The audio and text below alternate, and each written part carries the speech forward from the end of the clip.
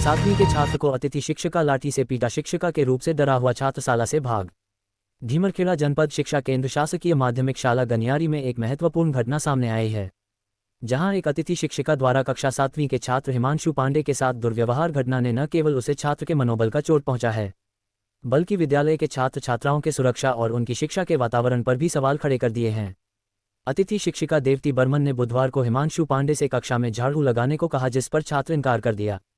इसके परिणाम स्वरूप शिक्षिका ने उसे लाठी से बेरहमी से पीट दिया, जिससे छात्र के बाएं हाथ की हथेली और पीठ पर गंभीर हालत आए।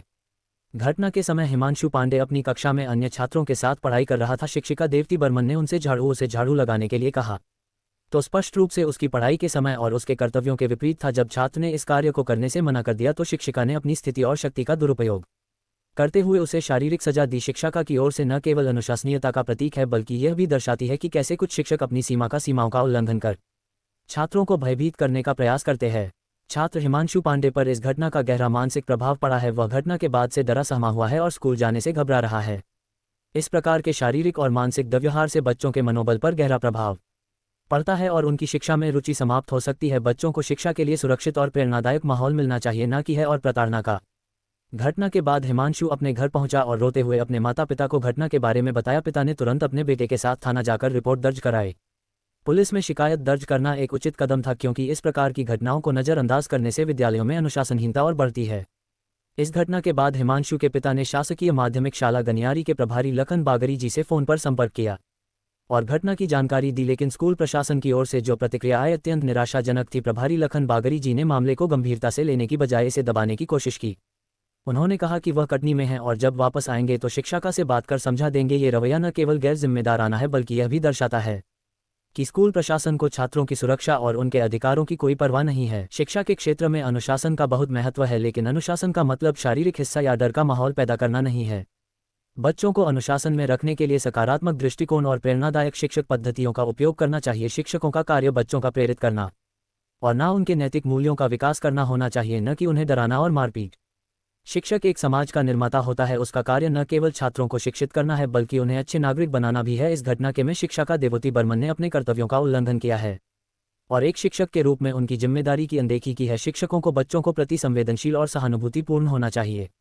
शारीरिक सजा देने से बच्चों को मन में शिक्षा प्रति डर बैठता है, जो कि उनकी विकास प्रक्रिया को बाधित करता है। इस प्रकार की घटनाओं से निपटने के लिए प्रशासनिक स्तर पर सख्त कदम उठाने की आवश्यकता है।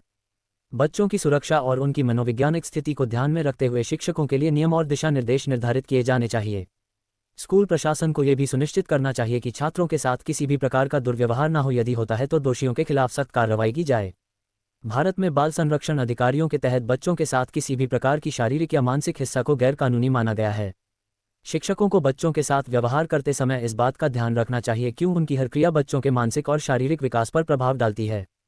हिमांशु पांडे के साथ जो घटना हुई है वह स्पष्ट रूप से इन अधिकारियों का उल्लंघन है। शिक्षकों को नियमित रूप से बाल मनोविज्ञान और नैतिक शिक्षा के बारे में प्रशिक्षण दिया जाना चाहिए ताकि बच्चों के साथ उचित व्यवहार कर सकें। शिक्षा विभाग को इस प्रकार की घटनाओं को सख्त निगरानी रखनी चाहिए और दोषी शिक्षकों के खिलाफ तुरंत कार्यवाही करना चाहिए।